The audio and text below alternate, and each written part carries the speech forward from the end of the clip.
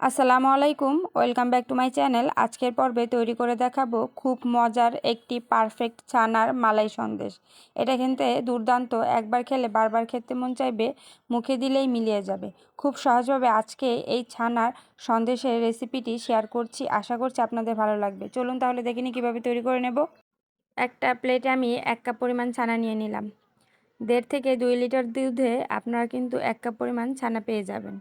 তো এই ছানাটা থেকে আমি ঝরতে দিয়ে দিয়েছিলাম, ঝরে গেছে, এর মধ্যে কোনো পানি নেই। এখন আমি হাতের সাহায্যে ডলে ডলে এই ছানাগুলোকে মসৃণ হওয়া পর্যন্ত ভালো করে মেখে নিতে হবে। এটা সময়ের কাজ, আস্তে আস্তে করলেই দেখতে পারবেন একসময় ছানাগুলো পুরোপুরি স্মুথ হয়ে যাবে। তো এখন আমি একটা প্যানে 1.5 কাপ পরিমাণ জাল করা দুধ নিয়ে নিয়েছি। আপনারা চাইলে কাঁচা দুধ নিতে পারেন, কিন্তু জাল করা দুধ নিলে ভালো হয়। আর এখানে বড় চামচের 1 চামচ পরিমাণ গুঁড়ো দুধ দিয়ে দিলাম। তো দিয়ে চামচের সাহায্যে মিক্স করে আমি জাল করে নেব। অনবরত নাড়াচাড়া দিয়ে এই দুধটাকে ভালো করে জাল করে নিতে হবে, যেন দুধটা অনেকটা ঘন হয়ে আসে। তো ভালো করে মিশিয়ে আমি জাল করে নিয়েছি। এখন এর মধ্যে দিয়ে দিব 1/2 কাপ পরিমাণ চিনি। অবশ্যই দেখতে পাচ্ছেন দুধটা কিন্তু অনেকটাই ঘন হয়ে এসেছে।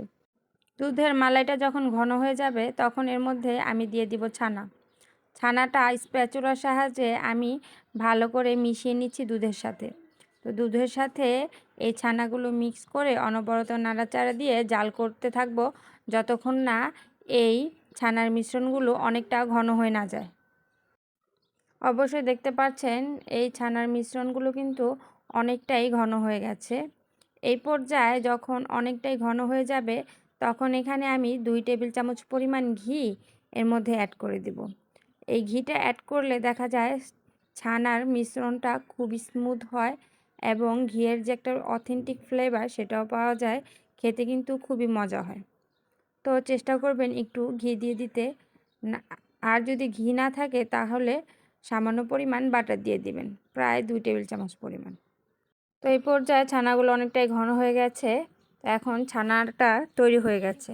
এখন একটি বাটি নিয়ে নিলাম, এর মধ্যে তৈরি করে রাখা ছানার মিশ্রণগুলো আমি দিয়ে দিব একটা বাটিতে। অবশ্যই দেখতে পাচ্ছেন এই পর্যায়ে ছানাটা কিন্তু ততটা ঘন না, কিন্তু এইভাবে যদি একটা বাটিতে 1.5 থেকে 2 ঘন্টা কিংবা ফ্রিজে 1 থেকে 1.5 ঘন্টা রেখে দিই তাহলে কিন্তু এই ছানাটা সেট হয়ে যাবে এবং ছানার সংমিশ্রণটা অনেকটাই শক্ত হয়ে যাবে। তো 1 থেকে 2 ঘন্টা পর চলে আসলাম। অবশ্যই দেখতে পাচ্ছেন এই ছানার মিশ্রণটা এই পর্যায়ে কিন্তু সেট হয়ে গেছে। এখন একটা চাকুর সাহায্যে আমি নামিয়ে নিলাম। অবশ্যই দেখতে পাচ্ছেন ছানার মালাই সন্দেশটা এই পর্যায়ে তৈরি হয়ে গেছে। এখন একটা চাকুর সাহায্যে আমি কেটে নিচ্ছি। আপনারা চাইলে ছোট বড় যে কোনো শেপ দিয়ে নিতে পারেন। তো আমি মাঝখান থেকে কেটে টুকরো টুকরো করে নিলাম। আর এখানে দিয়ে দিব কিছু ড্রাই ফ্রুটস, আপনারা চাইলে দিতে পারেন বা স্কিপ করতে পারেন। আমি স্যাফরন আর ড্রাই ফ্রুটস দিয়ে দিলাম।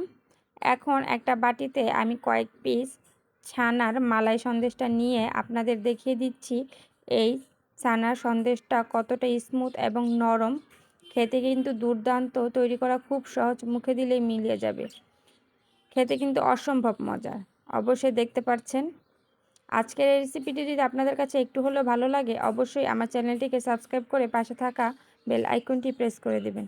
পরবর্তী ভিডিও দেখার আমন্ত্রণ রইল। আল্লাহ হাফেজ।